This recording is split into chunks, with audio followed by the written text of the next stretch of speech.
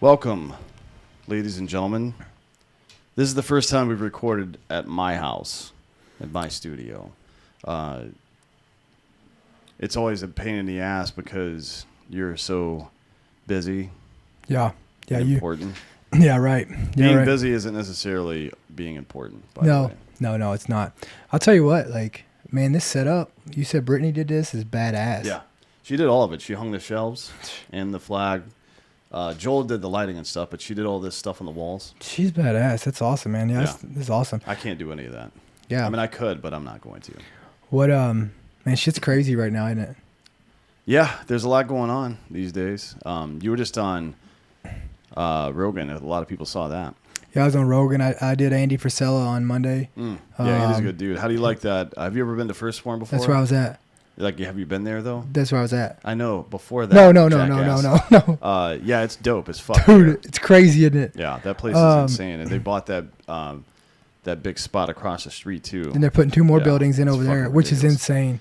Yeah. He's just a good guy. Yeah, I like him. And a bunch of good people there. So it was just awesome hanging out with them and bullshitting with them. And yeah, DJ's a good dude, too. Yeah, they were just badass people. Did you run into Derek White at all? Yeah, he was out there working out, doing his thing, getting down. Yeah, he's always there. That's why he looks the way he does. Yeah, that dude's a fucking animal. He's an animal. He's always been like that since we were in the Army. I thought he was bigger in person, though. Like, he's not that big of a guy.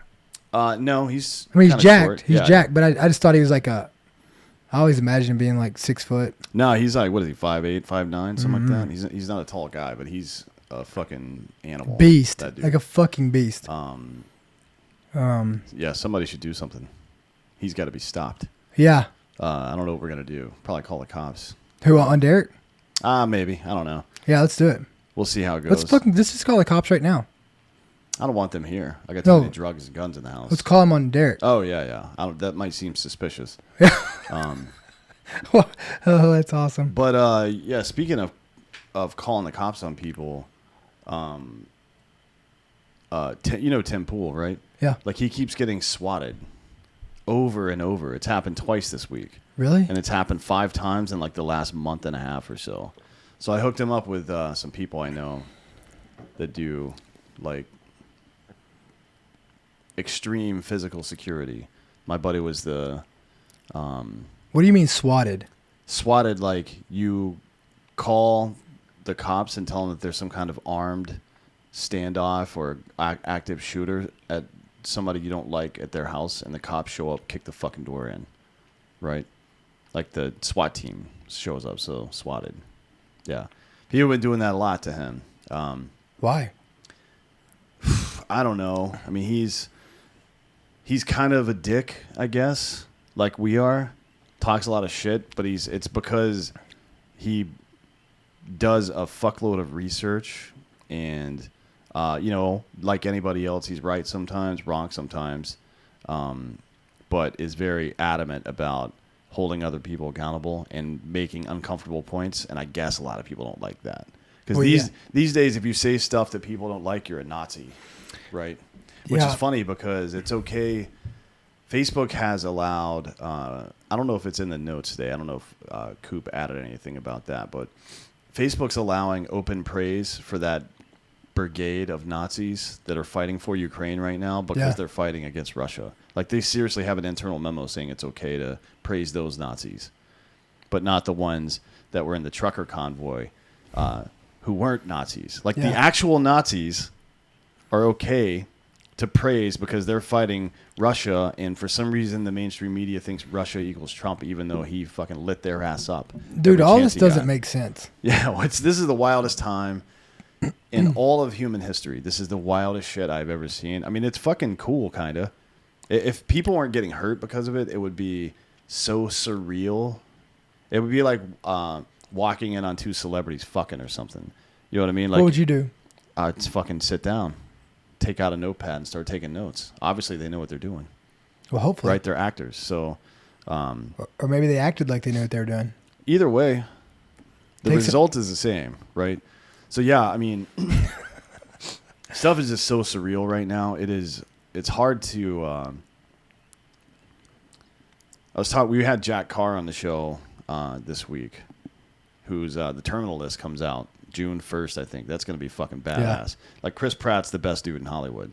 It's like him, Keanu Reeves, and Denzel are the three best dudes in Hollywood, right? Yeah. All of them do a bunch of shit for veterans. All of them fucking donate time and money to everybody else. But yeah, he was saying he's been writing all this fiction all these years, and eventually, like the world is going to become so weird that fiction won't even match what's going on in the world. So you're just going to have to start writing about actual reality that's happening. That's crazy. It is fucked up. Yeah, this Ukraine thing right now is pretty. You just don't know what to believe. I don't believe anything. People ask me, like, how do you know what to believe?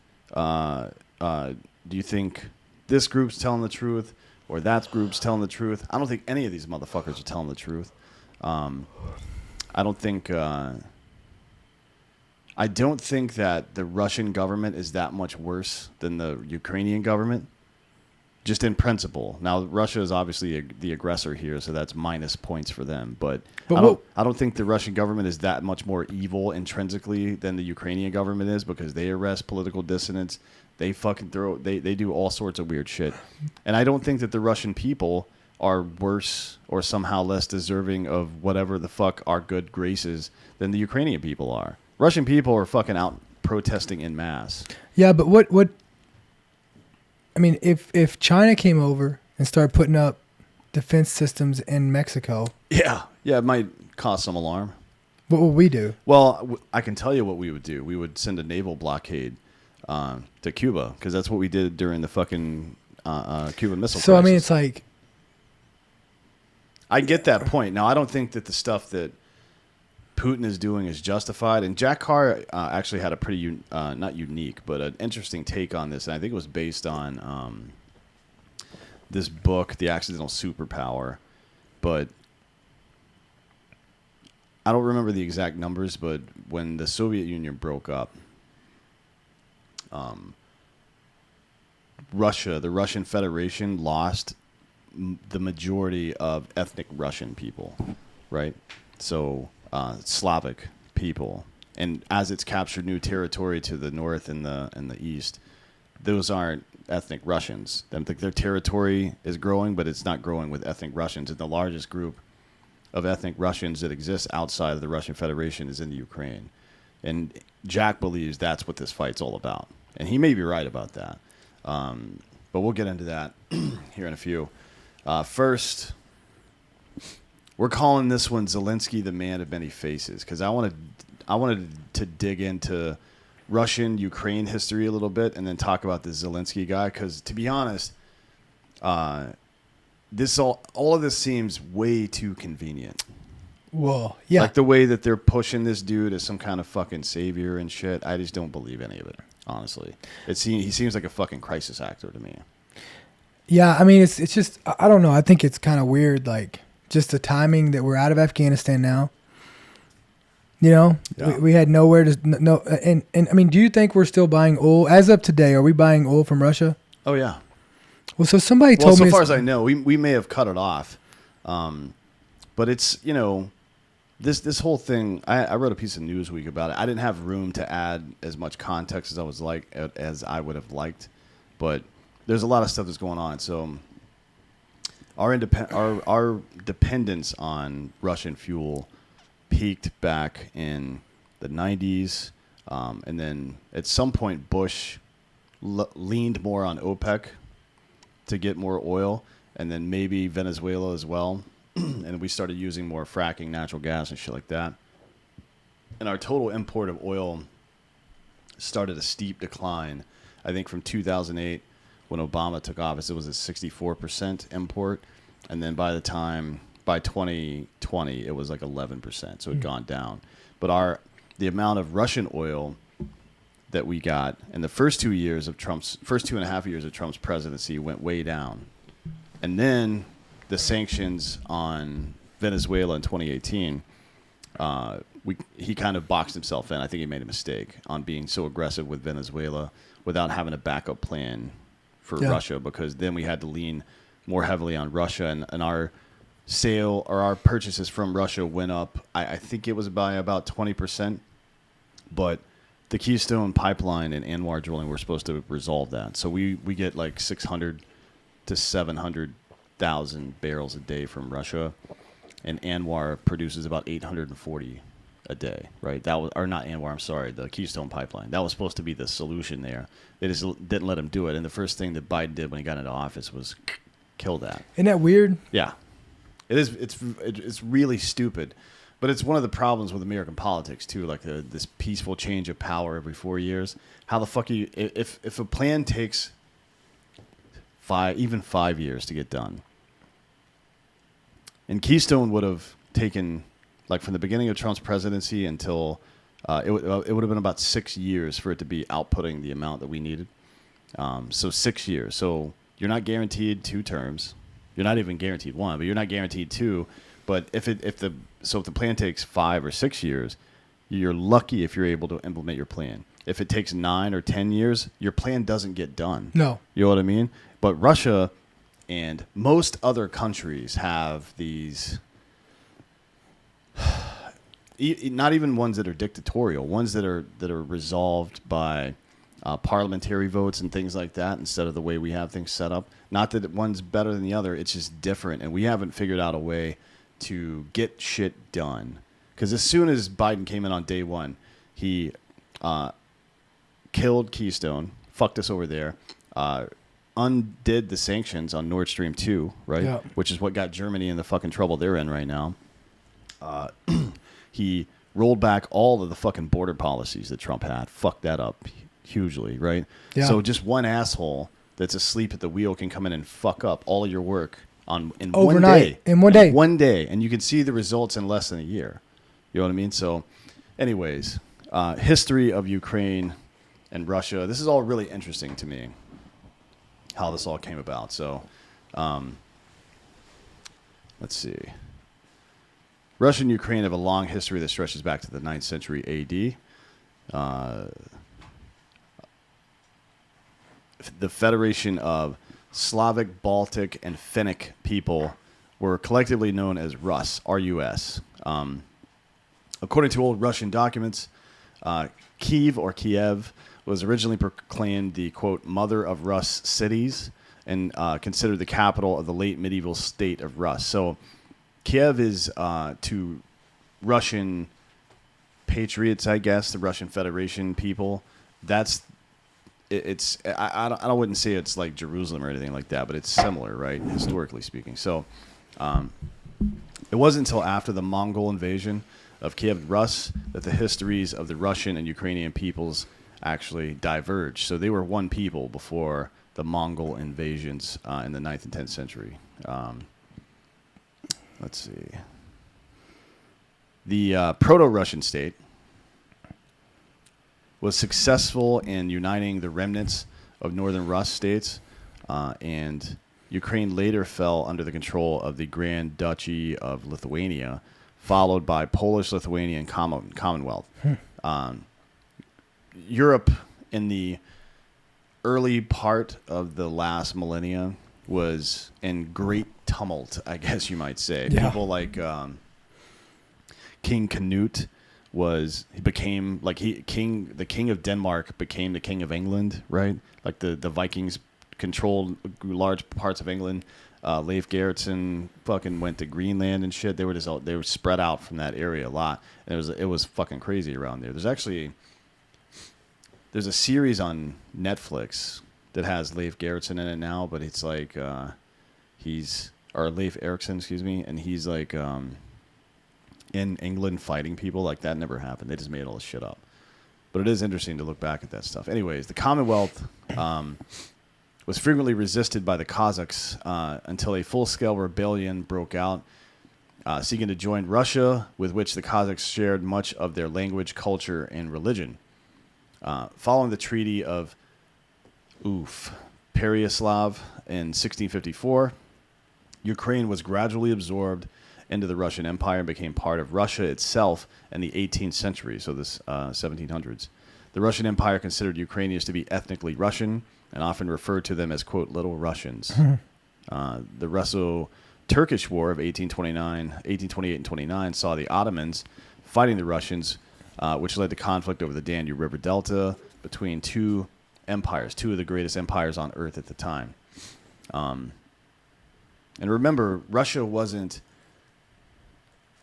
they weren't like a fucking communist dictatorship until the early part of the 20th century. Before that, they were a fucking empire, much in the same way that all of the Northern European empires, German Empire, the Germanic Empire, fucking England, etc. Control over the Danube eventually led to the Crimean War in 1853, where an alliance of French, Ottoman, and British forces fought to internationalize the river, purportedly in support of Christian minorities in Palestine, although I doubt that's the real case. They just say that shit. Russia ultimately lost the Crimean War, causing them to fall behind other major world powers in the West and influencing their involvement in World War I. The February Revolution in 1917 saw the establishment of official relations between the Russian provincial government and the Central Council of Ukraine. Following military actions by the Soviets in 1918 during World War I, Ukraine declared full independence from the Russian Republic, creating the Ukrainian People's Republic, which lasted until 1922, so for 4 years. In 1922, Ukraine and Russia became two of the founding members of the USSR, or the Union of Soviet Socialist Republics, the Soviet Union as we call it. Between 1932 and 33, Ukraine experienced the Holodomor, or, quote, extermination by hunger. They had a great famine there. Scholars currently disagree on whether the Holodomor was intentional or the result of economic problems caused by changes implemented during the period of liquidation of private property and Soviet industrialization. To me, that's kind of a moot point, because we know where authoritarian socialism is only socialism for people. Like, for the ruling class, they are rich, and everybody else is a socialist, right? You know what I mean? It always works that way. Scholars currently disagree about that, but I just don't know. Like, if you think about it this way, we're in a capitalist society right now. They were in more of a feudalistic kind of situation with regional governors and shit. But let's just map it onto today. If all of a sudden you started seeing people not own their homes anymore. Oh, wait, we are doing that. We are. Yeah, we are doing that. And then you see rampant inflation. Yep, doing that too. Right? So those two things go kind of hand in hand. And when you're a state that doesn't produce a lot of your own food, like Ukraine, that's a problem, right? Because Russia produces a lot of wheat, believe it or not, for a lot of people. It's a bizarre thing. Anyways, 91, both Ukraine and Russia became signatories to the treaty which dissolved the Soviet Union when the wall fell. The Berlin Wall fell, obviously, and the Cold War allegedly ended. After the dissolution of the Soviet Union, Ukraine gained its independence and inherited the third largest nuclear stockpile in the world. To put that in perspective, their stockpile in 1992, Ukraine agreed to voluntarily remove 3,000 tactical nuclear warheads, including UR-110 ICBMs and RT-23 Molodet ICBMs, and still had plenty of weapons left over. And they did that because they had that agreement with Russia. And with us. Yeah, like Clinton begged them to get rid of their nukes, and that's coming up. And basically said we would protect them if they got rid of them. Following the signing of the 1994 Budapest Memorandum on Security Assurances, Ukraine agreed to destroy the rest of their nuclear stockpile and join the Treaty on the Non-Proliferation of Nuclear Weapons. In 1996, Ukraine transferred all remaining Soviet-era strategic warheads back to Russia. So our deal with Ukraine was give up all your nukes, because we don't want you to have them, destroy them, and we will protect you. So not only did they destroyed a lot of them, gave the rest back to Russia, right, which is not great for us either. And then we didn't do much to protect them in exchange for that. The West didn't, I mean. And that kind of lays the groundwork. I mean, you can understand why. But I also want to say with that agreement. So I can't remember what that agreement was called. But so it was supposed to renew every 10 years. Ukraine decided not to renew it in 2018. Because in that agreement, Russia Russia stated they would not invade them. Yes. If they gave that up. I don't know what's that agreement called. It's called the. Let's see. Here, I'm trying to find it right here. I looked at it the other day. I did some research on it. I don't recall. Here it is right here. Between Russia and them. It's called the maybe the French Treaty Agreement. Well, I mean, there was the Budapest Memorandum in '94 is the one between Russia and Ukraine. It's called the Big Treaty. The Big Treaty. Yeah. So this treaty was. So it's an agreement. There's an agreement. It was signed in '97, fixed on the principle of strategic partnership, the recognition and inviolability and of existing borders, and respect for territorial integrity, and mutual commitment to use its territory to harm security of each other's.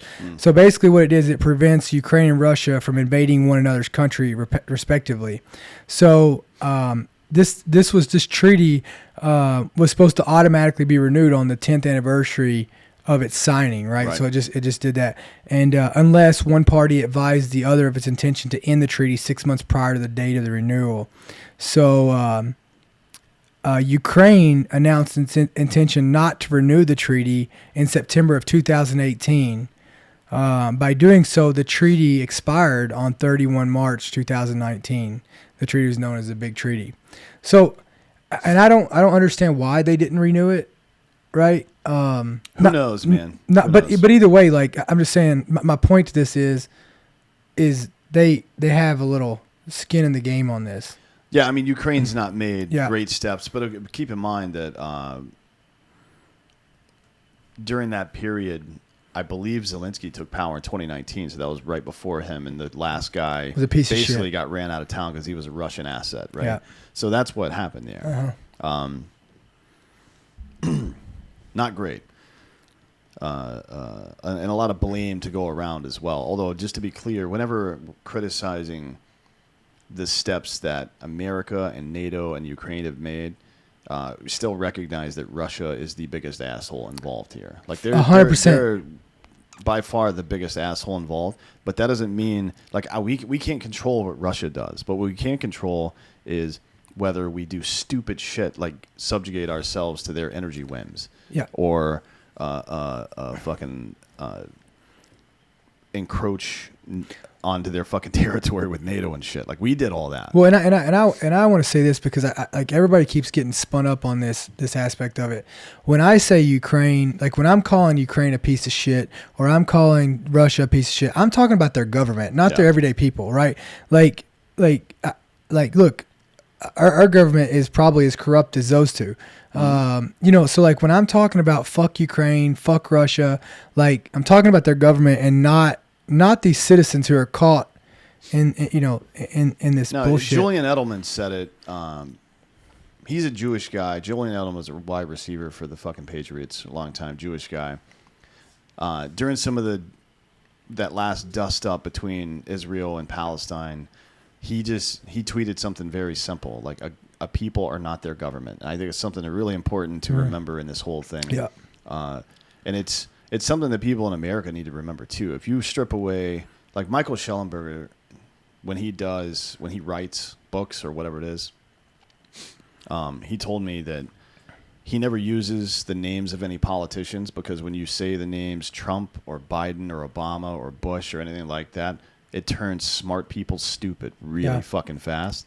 And I think if you strip away the names of politicians and political parties and even the names of some of the bills like that they're trying to pass, people by and large agree on 80% of shit. Like most, and I mean like not Antifa and stupid shit like that, but people who are even like right wingers and left wingers. I don't mean like centrists or anything like that, or even moderates who are a little bit farther to their own sides. I'm talking about people that are solidly left wing and solidly right wing.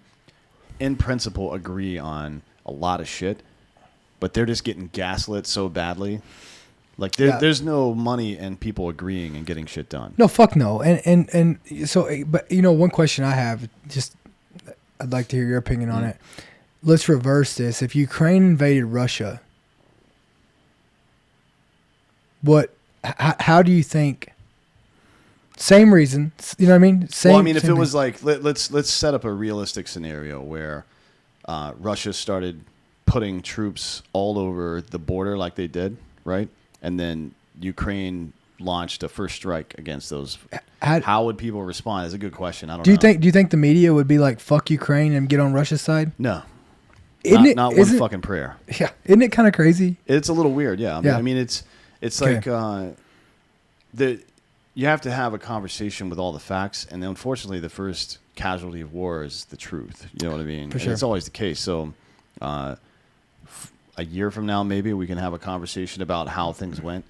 Unfortunately, that's not how Twitter works. Yeah, no, it's or instant. the media. They're just like they want to collect just enough information to make whatever fucking stupid point they wanted to make, and then move on with their lives and spike the football. It doesn't make any sense. And then my other question is, do you think there's a coincidence that it came out 2 weeks ago that that Clinton campaign was trying to plant stuff on Trump from Russia, and that Biden has all their connections to Ukraine?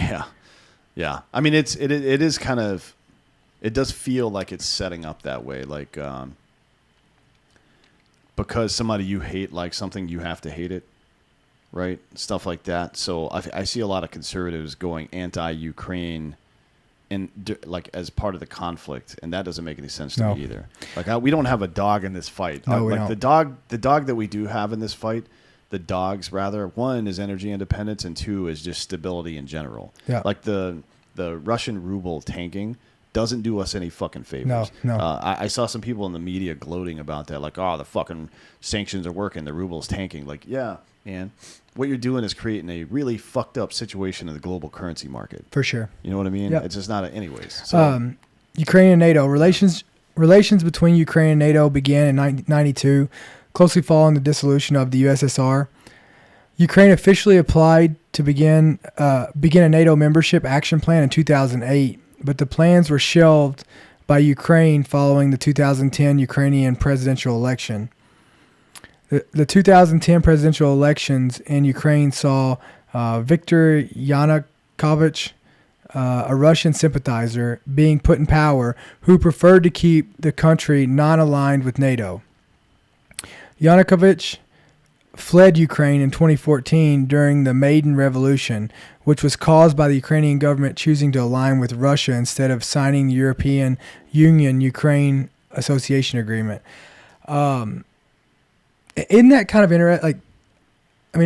That's kind of interesting too. That now this with this Zelensky guy, maybe he's not.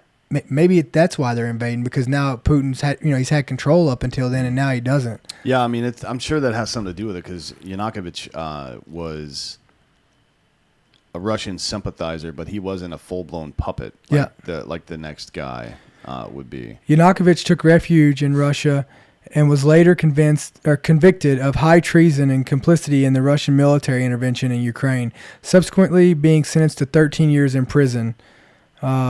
Following the Russo-Ukrainian War in early 2014, Ukrainians elected officials which were closely aligned with NATO. It was around the time that a film called Love in the Big City 3 was released, which starred the future president of Ukraine, Volodymyr Zelensky. Yeah, I mean, he was an actor. We on Drinking Bros the other day, we played this music video of him and like leather, super gay. Not gonna lie. I don't know if we're gonna get to it in this episode or not, but the next guy, the dude that got after this Alexander Turchnyov took over when Homeboy got run out of town, and then Petro Poroshenko took over, and Poroshenko has been he's one of the people that Zelensky tried to have jailed because he was a political rival. I mean, that's kind of how it is over there. But before we do that, let's do some advertisements. I'll tell you what I'll advertise. Yeah. A ghost bed. There's ghost beds in multiple rooms in this house right now. I tell you what, maybe Putin wouldn't be this way if he was sleeping on a fucking ghost bed. Yeah, did you see that video of that dumb woman that was like, if I was Putin's mom, he would have fucking had all the love he needed when he was a child, and none of this would have ever happened. Same thing. If I was in Russia, I'd send Putin a ghost bed. If maybe Putin had a ghost bed, he wouldn't be fucking bitching like this. No, like he would be super happy about his life. Super happy. He does look like he's put some weight on. Yeah, I don't know if that's if he's super afraid of COVID apparently. Oh. So I don't know if it's like he's on steroids or some shit and they're fucking puffing him up. I don't know. But anyways, ghost beds are badass. They've been supporting people who support us. They're just a really awesome company. Ghost beds are by far the most comfortable bed on the face of the planet. They have the most badass cooling technology. They've got the cooling sheets. They've got the cooling pillowcases. And for Dan, when he's in there drinking milk and cookies in his bed, they have that badass mattress protector. They've got the adjustable bed. 40% off on the bundles. They have a bundle on there that if you get adjustable base and I don't know. Adjustable base in any mattress. Any mattress. And then anything else you add to it. So the weighted blanket, which is dope. I haven't received mine yet, but I have interacted with one. I'm not going to say how. But I haven't received my personal one yet. And I'll tell you this, sheets and pillows, best on earth. As a matter of fact, Brittany and I are flying to Florida Sunday, and we're taking an extra suitcase with our pillows in it. I'm tired of this bullshit. Like, I can't... You're doing what? Yeah, you heard me. The pillows in hotels are preposterous. Yeah. It's like the early 2000s CIA made them to torture people. Like extraordinary rendition to a hotel, and you have to sleep on that thing for 3 days. I'll tell you whatever you want to hear. It sucks. So anyways, we're traveling with pillows now. That's pretty fucking bougie, but man, it's like for an extra bag, it's like $30. Is it worth it for me? Is $30 worth it for me to actually sleep for the 4 days I'm going to be on the road? The answer is yes. Yeah, so sure. Go to ghostbed.com/drinkerbros and get those deals. Next up, Babbel. You may need to learn how to speak Russian soon. So whether it's saving more and spending less, getting organized, or losing weight, there's a lot of worthwhile goals to set for yourself this new year. At the top of our list is learning a new language with Babbel. We have been learning Spanish. We have. And I suck at it. I'm good at reading and writing it, but speaking it, I'm still not good. Yeah, I think we need to practice. Like, we need to I need to take advantage of some of these other things they do. So learning a new language is fun. It actually is, like, for me, it's like reading a really interesting book because there's immediate feedback. You know what I mean? Yeah, it's for sure. It's like reading a page turner, a thriller, because every like half hour to an hour, I guess, of doing it, or 15 minutes, is like I've actually learned something new. So it's almost like a mystery thriller for me. Anyways, that's weird, but yeah, you're fucking the whole weird. Babbel process is addictively fun, fast, and easy. It is. You'll set these. So it comes in 15-minute increments, which is scientifically the best way to learn things. 15-minute recall, 15-minute period of not doing stuff, and then 15-minute lesson again, 15-minute recall again. Other language learning apps use AI for their lesson plans. Babbel lesson plans were created by over 100 language experts. Their teaching method has been scientifically proven to be effective. With Babbel, you can choose from 14 different languages, including Spanish, French, Italian, and German. Their speech recognition technology helps you improve your pronunciation and accent as well, which is what I need to use. So there's so many other ways to learn with Babbel. It's not just like it gamifies a lot of stuff, so you're playing games on your phone to learn the language, but it also has podcasts you can listen to in native languages, games you can play, like I said, videos, stories, even live classes where you can interact.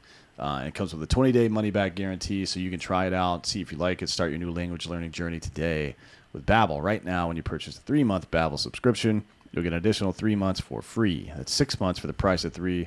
Go to Babbel.com. Use the promo code American. That's BABBEL.com. Code American. Babbel, language for life. And one more ad that's not on the list, but Hard as Fuck Seltzer is now live. Hell yeah. HardAFSeltzer.com and buy yourself a couple of cases of Hard AF Seltzer. It's where we buy that? What's that? Where we get it at? HardAFSeltzer.com. How long does it take to come in? About a week. Because you're yeah. shipping liquid, so it's not like super fast. But yeah, it takes about a week. How do you buy alcohol online? Do you have to show an ID or something? The delivery person, yeah.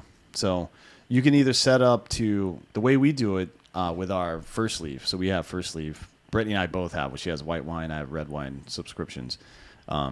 You can either sign for it when it comes to your door, or you can have it sent to like a Walgreens, or like we have ours sent to Randall's down the street cool. here. I didn't know how Just that go worked. pick it up. Yeah, How it's badass. super easy. But you can do that with Hard AF as well. You better jump on it, because these things are set. Like every time I click refresh on this, another fucking 20 or 30 cases are off the books, and it's only been live for like an hour and a half. So yeah, you should definitely jump on this. Anyways, go to hardafseltzer.com and get yourself a case. I'll give you one before you leave. You can take it home. Get yourself a case. Try it out. Let us know what flavors you like, because I like all of them. Everybody's got their favorites. We've also got some new ones on the way here pretty soon. Anyways, back to the show. So, Volodymyr Zelenskyy, the actor.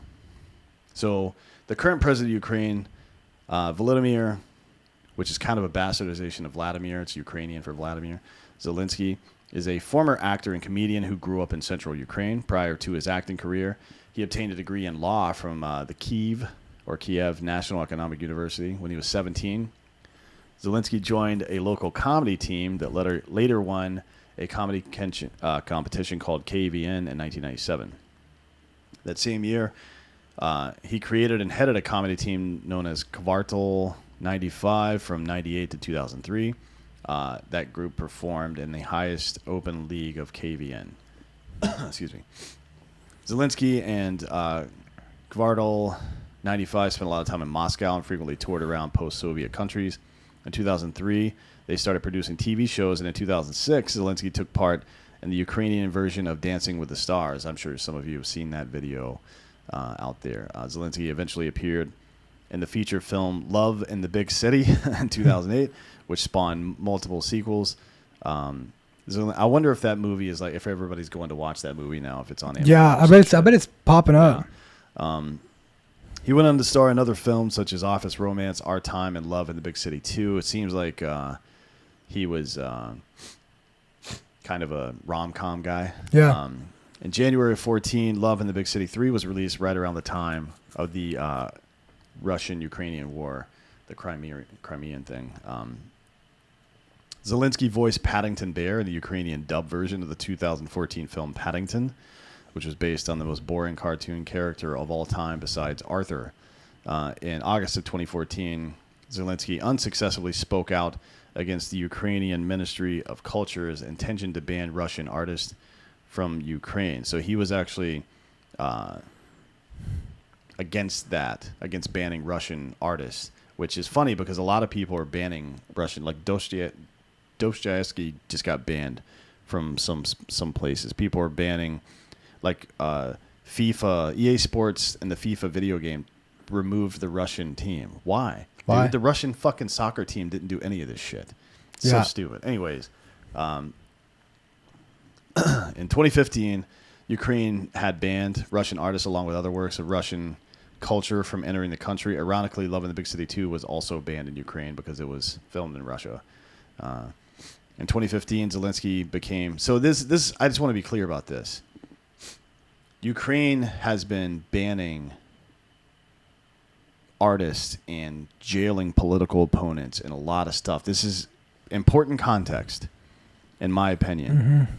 What I said before is that the Russian government and the Ukrainian government aren't that far apart in principle. No. Like the Russian government obviously is to blame for this encroachment, but anyways, in 2015, Zelenskyy became the star of a Ukrainian television series called Servant of the People, where he played the role of the president of Ukraine. The show was based around Zelenskyy's character, a high school history teacher who won the presidential election after a viral video made him famous.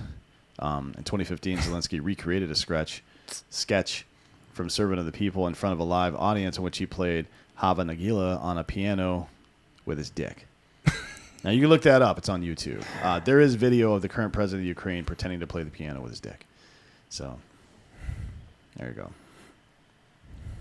Now on to Volodymyr Zelenskyy, with 2 Y's, the politician. Zelensky's political career began in 2018 after members of the Guardian 95 comedy group started a political party named after the TV show Servant of the People.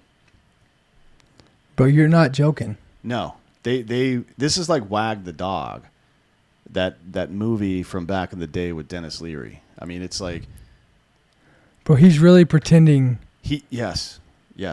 Bro, he's really... It's really... This whole thing is so fucking bizarre. So... In December of 2018, Zelenskyy led an almost entirely viral campaign to unseat the previous president, the man I mentioned before, Petro Poroshenko. Before announcing his candidacy, Zelenskyy was already one of the frontrunners in the opinion polls, but for the most part kept his intention to run for president under wraps. Finally, on New Year's Eve, he announced his candidacy, which overshadowed the incumbent president's New Year's Eve address. Throughout his election campaign, Zelenskyy continued to tour and perform with the comedy group, Kvartal 95, and his coverage by the mainstream Ukrainian media was minimal. Concerns were raised during his campaign due to his connections with the Ukrainian oligarch Ihor Kolomoisky.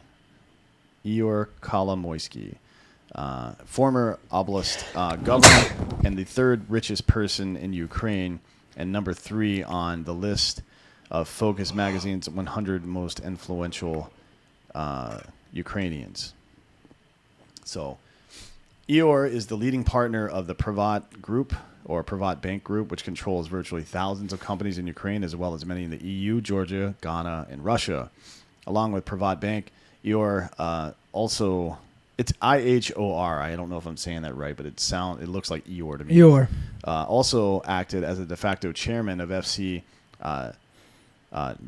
Dnipro, whatever the fuck, good luck pronouncing that, which is a Ukrainian soccer club. In roughly 4 months, Zelenskyy gained favor of the populace, winning both first round of elections on March 31st of 2019 and the runoff election on April 21st of 2019. Zelenskyy was elected president of Ukraine on April 21st, 2019, beating Poroshenko with nearly 73% of the votes. So the third richest dude in Ukraine took this actor who was pretending to be president under his wing and paid for him to become president. It's crazy. Just to be clear, that is what happened here. Okay, good. Zelenskyy was inaugurated on May 20th, 2019, in a ceremony attended by officials from Georgia, Estonia, Latvia, Lithuania, Hungary, the EU, and the U.S. His election made history as he was not only the first Jewish president of Ukraine, but also only the second country to have a Jewish president and prime minister. Crazy.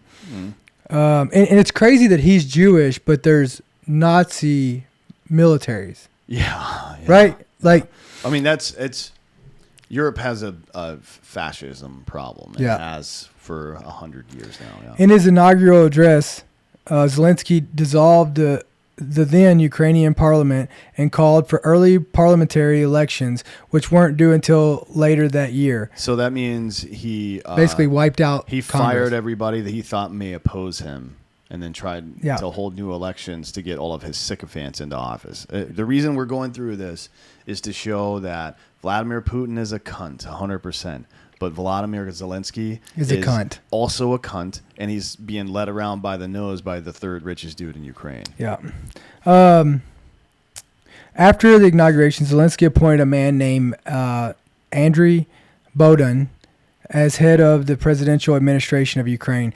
Bohdan is notable for being the former lawyer of the aforementioned oligarch. Ihor. I like that, Ihor. Yeah.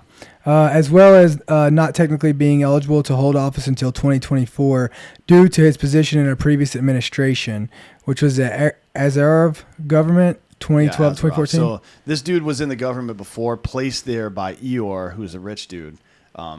He's the attorney. So this is like if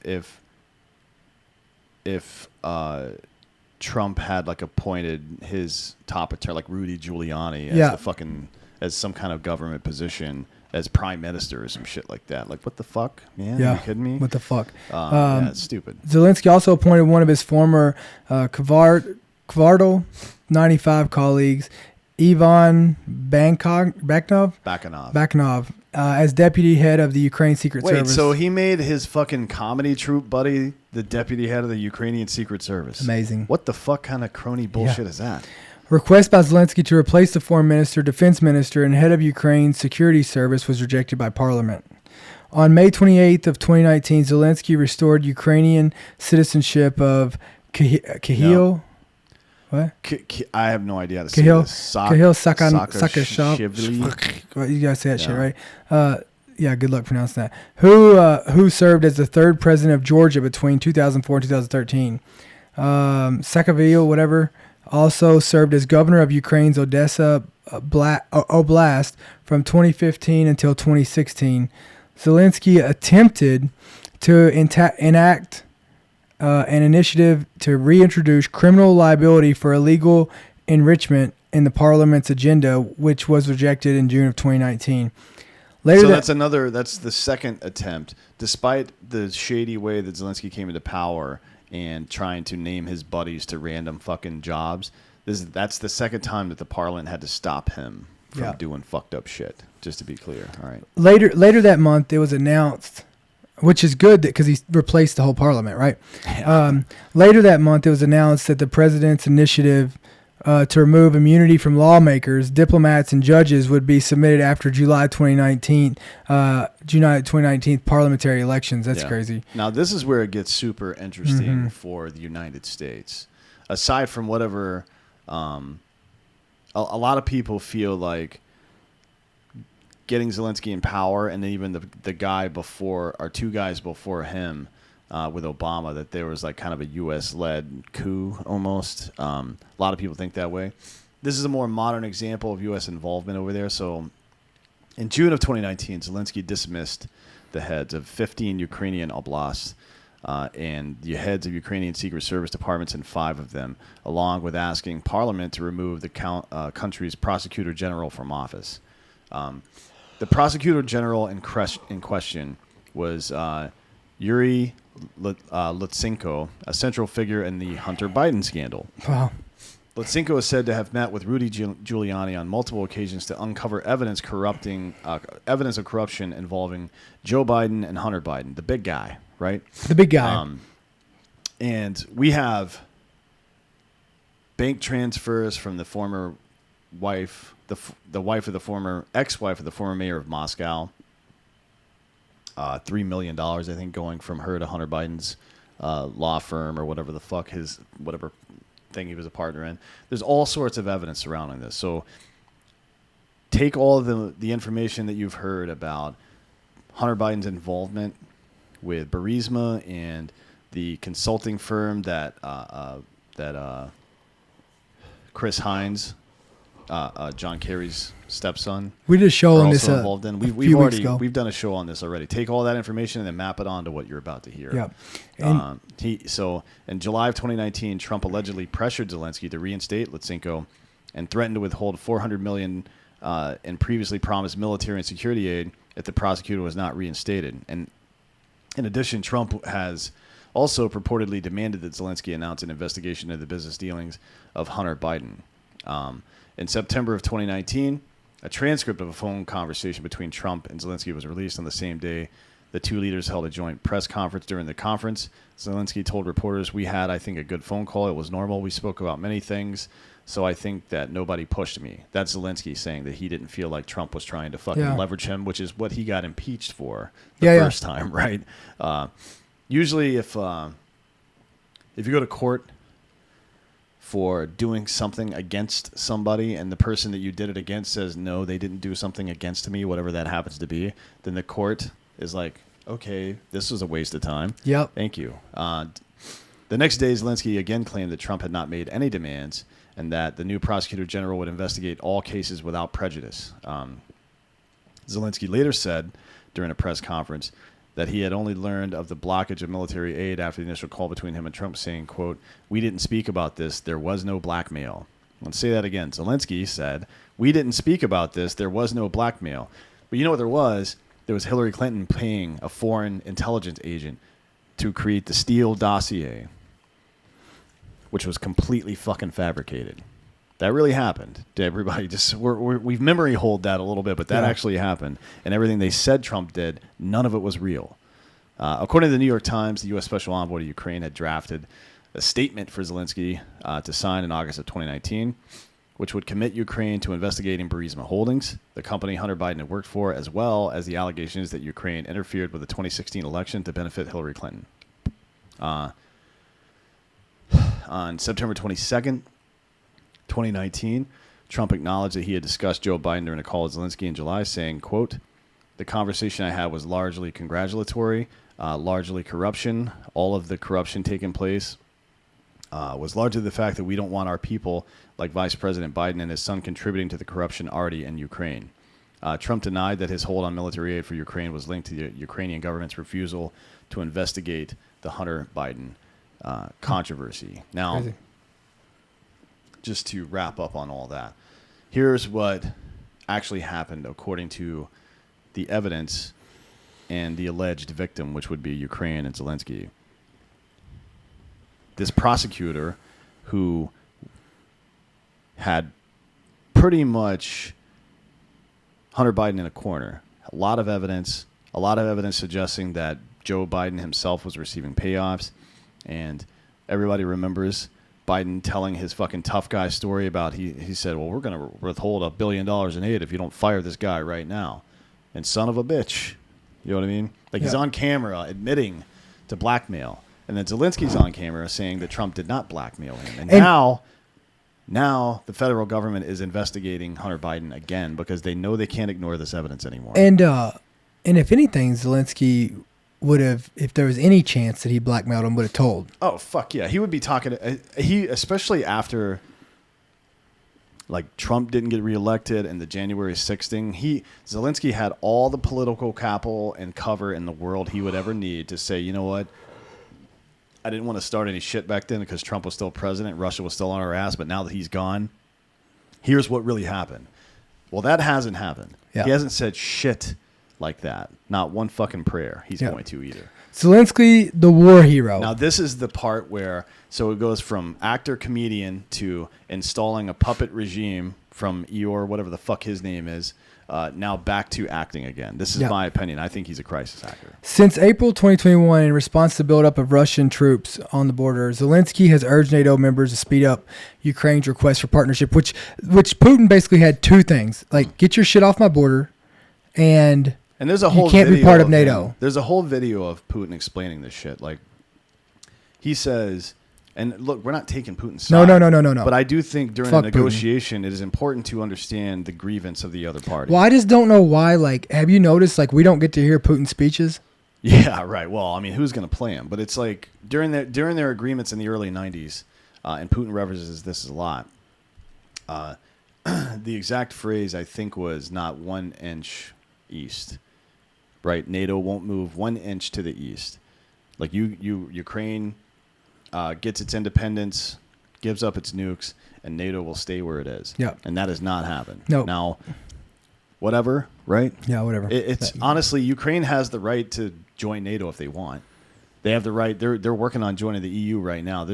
But in the video that you can find all over Twitter, you can see Putin discussing this. He says, "Well, what if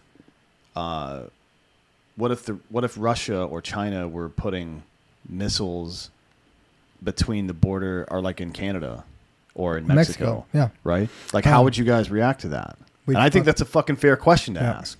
In November of 2021, Zelensky accused Russia and Ukrainian oligarch Renat, of backing a plan to overthrow his government. In January of 2022, Zelensky called on the West to not create a panic amongst Ukrainians over a potential Russian invasion, saying the contestant warnings were putting the economy at risk. On the morning of February 24th, Russia launched an attack on Ukraine, opening up with a salvo of missile strikes on military and civilian sites. I want to say this, like, I never thought they would invade. I truly didn't. Maybe I was being optimistic or just an idiot, but yeah, I mean, it was they put 180,000 people on the border. Russia isn't North Korea, right? Yeah. So North Korea will do that, and then they'll just fucking make up some excuse to go home. Russia usually, they still fight like it's the 19th century. Yeah. You know what I mean? Or maybe the early 20th, where you take some ground and you pause and refuel and take some ground. In America, we're used to like saturating a place and then fighting an insurgency afterwards. And I don't think Putin wants to fight an insurgency. And by the way, things are only going to get worse. For sure. Like, I think we're about 4 weeks away from Kiev falling. I think it'll fall faster than that. It's we'll see. Maybe it could. 4 to 6 weeks. As soon as he gets caught up with his supplies. Yeah. It's on. Well, I mean, that's what they're doing right now. They're building up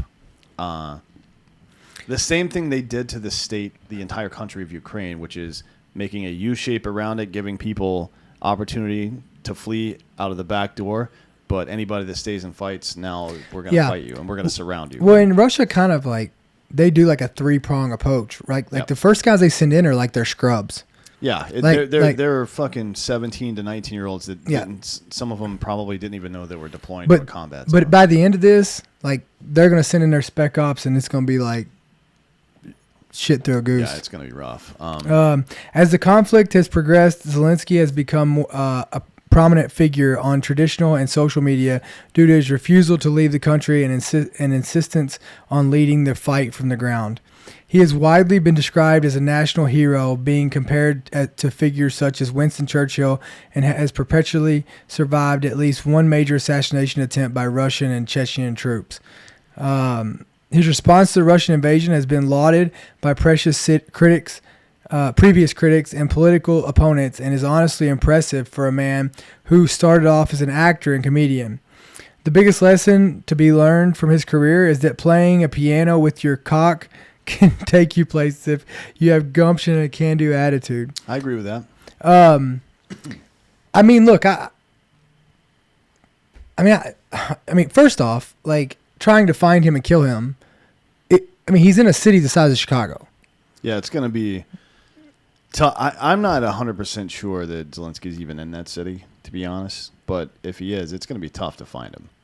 It'll be less tough when they have Kiev surrounded, start shelling it a little bit more and moving armor through it, and then people start to flee out of the back door. It'll be a little bit easier to find him after that, if indeed he is there. But, Russia's facing its own shit. I think what probably happened in Russia is what happens here in America, is that generals are too fucking big of cowards to actually admit what the realistic conditions on the ground are. Yeah. So they feed, a line of bullshit up through the defense ministries or defense department here in the U.S. And then you get on the ground and shit's totally different than what you thought it was. But with a military like Russia's, the first conscript wave, if you're going to base your forecast of the rest of the conflict or war based on how that happened, then you're fucking dumb. Because that is not how that works at all. There's a 40-mile long convoy of armor. I will say this: that 40-mile long convoy just got fucked up. A little bit, yeah. Yeah. It'll be interesting to see how that goes, because being stationary in armor is not a good idea. Yeah. You know what I mean? And especially when we're sending javelin. But let's don't underestimate, this isn't like us going over to Iraq and Afghanistan. The psychological factor for the, the humanization piece of it. I don't want this to sound terrible, but it's real. Like, we had nothing to relate to those people. Yeah. These people are neighbors. These are cousins. Cousins. Like I said before, what Jack Carr talked about on Drinking Bros this week, and what Accidental Superpower talks about, is that a large portion of Ukraine are ethnic Russians, right? Yeah. The Rus, however you say it. I don't know how you say the word, but that's a big deal, and I think Russia's kind of getting more than what they bargained for right now. Oh, for sure. Not just the conflict in Ukraine and that stuff, and supply line issues and things like that, but back home as well. Do you think they'll kill Zelensky? They're going to try, yeah. But I think the word on the street is that Putin's about to declare martial law inside of Russia, right? Which is that means he doesn't feel like he has control at home either. Yeah. Limits his options a little bit. Doesn't look good on the international stage, although I'm not sure how terribly concerned he is with that. Yeah, it doesn't seem like he's very concerned. I was told yesterday that kind of the main concerns on the ground is that the Ukrainian troops are asking everybody, like they're making you prove that you don't speak Russian. How do you prove you don't speak the language? I don't know. Like you yell something in Russian to them. There's a lot of Russian speakers in Ukraine. I got it. And the Russian and Ukrainian languages are not very far apart. I think that's what they're like. That's concerning them. Yeah, I mean we saw this with the Baltic Wars as well. Slobodan Milosevic was a piece of shit, but just the overall us versus them, ethnic minority versus nationalism kind of situation is it kind of sets things up for atrocities to happen. Yeah. So that's something that Ukraine, if they want to, right now Ukraine has the moral high ground on the world stage. Russia doesn't. As a matter of fact, I don't know how likely it is, but there's some talk about Russia being removed as a permanent Security Council member and the UN. But I think if that happened, then China would just fucking leave the UN maybe or boycott the UN or something like that, and then the UN would be nothing. Yeah. You know what I mean? So who knows what's going to happen. The whole point of this episode is not to pick a side. I'm not denigrating Ukraine necessarily. I just want you to understand that a little bit about the history of the situation, that they've had, leaders on both sides that are corrupt as fuck in the Ukraine. I mean, they've had leaders on both sides of this argument who have been corrupt over the last 15 years. And obviously we know that Putin's a piece of shit and he's corrupt as fuck and just a straight up fucking murderer. So what we're doing right now, we need to be really careful. It's like that old, I don't know if you've seen that movie Charlie Wilson's War, but they kind of paraphrase this old saying from back in the day. And it's like, things keep happening and people are like, oh, isn't that good? And like, well, we'll see. Right. Yeah. Actually what he said in the actual quote is maybe, but it's like, your son broke his leg. Like, oh, that's terrible. And the guy responds, maybe. Yeah. And then the country goes to war and his son doesn't have to go to war. Right. Yep. So it's like, oh, that's good. And he goes, well, maybe. Right. And then some other stuff happens. Maybe. We never know how these things are going to turn out. I think a measured approach, one that takes into account more than just right now, people are reacting based on emotion. Yeah. And that is never a good idea when it comes to fucking armed conflict. And I stop listening when someone says, well, Putin, what Putin was thinking. It's like, how the fuck do you know what he was thinking? Yeah. But I'll tell you where I will see you. See you in hell. See you in hell.